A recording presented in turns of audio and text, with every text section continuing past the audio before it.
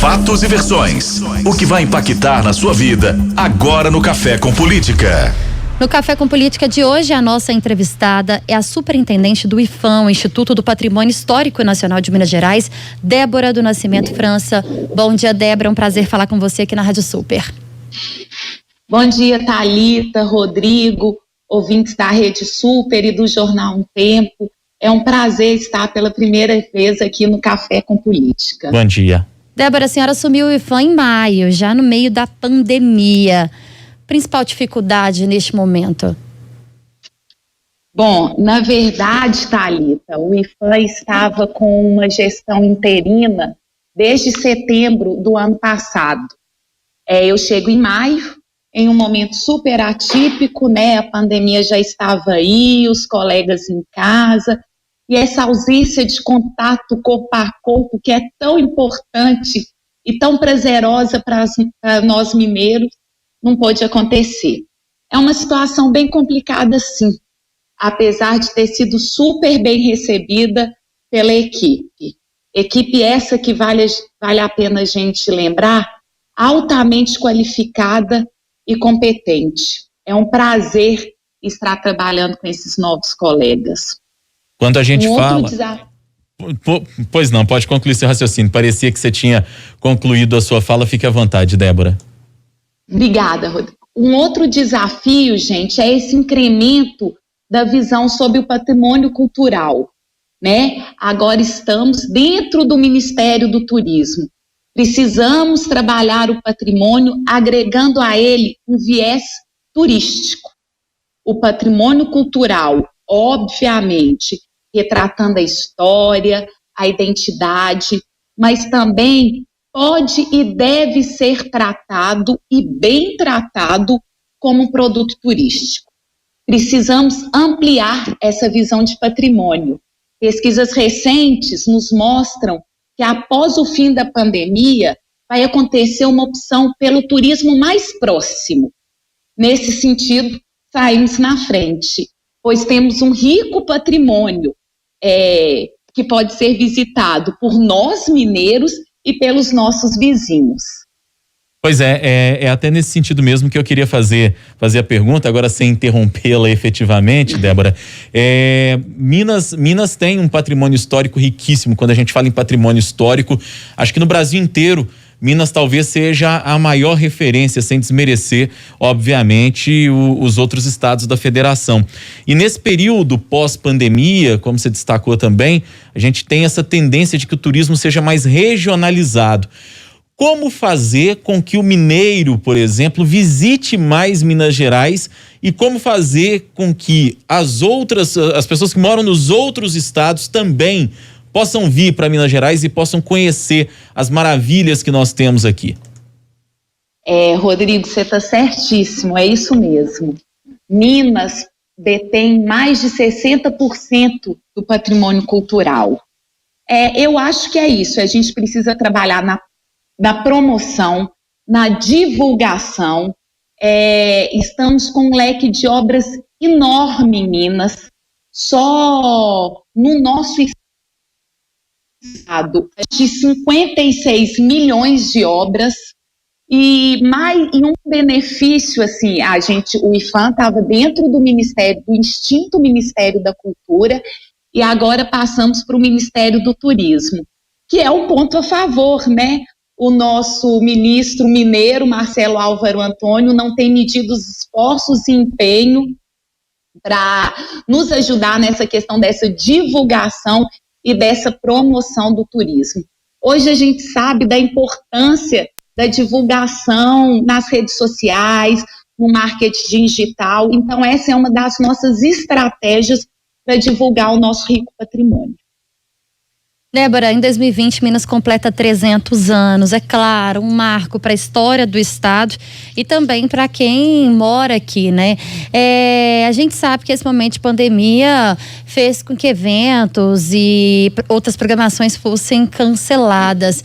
Mas tendo já em vista essa necessidade de promoção, de divulgação, de fomento ao turismo mineiro, há alguma programação para comemorar esses 300 anos do estado? Sim, Thalita. Só lembrando que recentemente a gente completou os 20 anos da Política de Cultura Imaterial, né? E agora, dia 17 de agosto, também a gente comemora o Dia do Patrimônio. Nessa questão dos 300 anos de Minas, a gente está desenhando uma campanha muito bacana com a nossa assessoria de comunicação. A nossa intenção é revisitar todos os bens mineiros, sejam eles patrimônio mundial, imaterial, ferroviário. E aí a intenção é que essa campanha seja lançada setembro ou outubro, mas a gente está esperando um pouquinho, porque muitos desses bens estão fechados.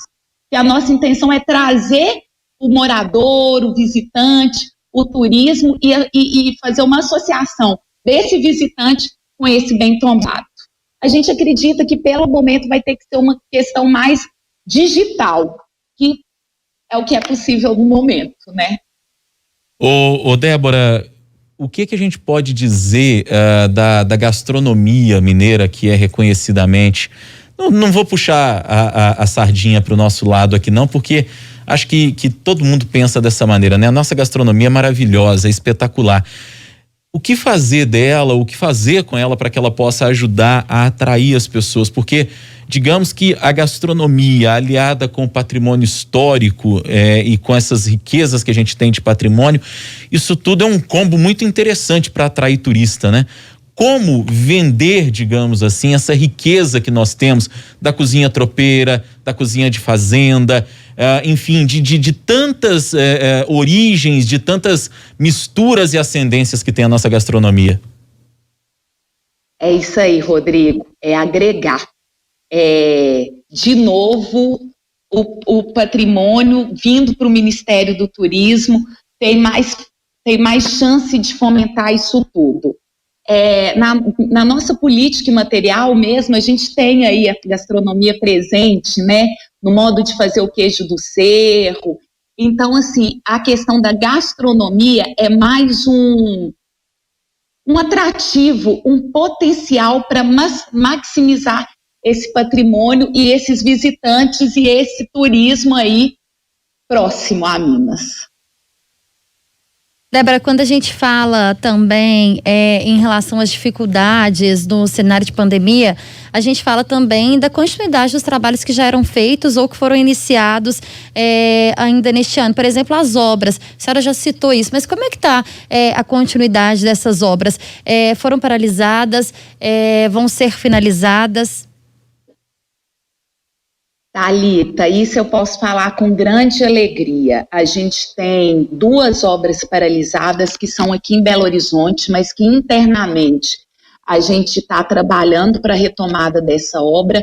Agora, as nossas grandes obras, que eu falei que estão por volta de 56 milhões, elas estão mantidas, estão em andamento e serão concluídas. A gente tem obras em Congonhas, obras em Diamantina, Mariana, Sabará e São João del Rei. Então, assim, mesmo nesse momento complicado de pandemia, as nossas obras continuam. Num primeiro momento, elas precisaram dar uma pisada no freio, porque a gente teve que diminuir o número de trabalhadores, mas em momento algum essas obras pararam. Então, a gente não tem medido esforços, né, a Brasília, a nossa presidente Larissa, o nosso ministro, Marcelo Álvaro Antônio, para continuidade desses projetos e dessas obras. Hora do bate-pronto. No Café com Política. No Café com Política. Hora do bate-pronto. São perguntas objetivas e respostas objetivas. Combinado, Débora? Combinado. Vamos lá. Para começar, então, o IPHAN diante da pandemia. Criatividade, reinventar e parcerias. Setor cultural. Difusão, patrimônio, turismo, informação. Como vencer a velha falta de recursos? De novo, com criatividade. A gente perguntas objetivas, eu já ia entrar. Então, criatividade. Ministério do Turismo. facilita todo o potencial do patrimônio cultural se bem trabalhado. O patrimônio é um produto, pode ser um produto turístico. Principal desafio do IPHAN em Minas? Nossa, um tanto, gente, difícil ser objetiva nisso, sabe? Manutenção das obras, dos escritórios técnicos e principalmente uma política de preservação e conservação continuada. 300 anos de Minas Gerais. Comemorar, difundir o nosso patrimônio e preservá-lo. Superintendente do IPHAN, Instituto do Patrimônio Histórico Nacional de Minas Gerais, Débora do Nascimento França, que assumiu no mês de maio, está falando com a gente hoje aqui. Muito obrigado pela entrevista, prazer falar com você. Até a próxima oportunidade e bom trabalho à frente do IPHAN, Débora. Muito obrigada, Thalita, muito obrigada, Rodrigo. Eu quero agradecer a toda a equipe do IPHAN, especialmente Matheus e Ivan, que estão aqui comigo, me dando todo o apoio.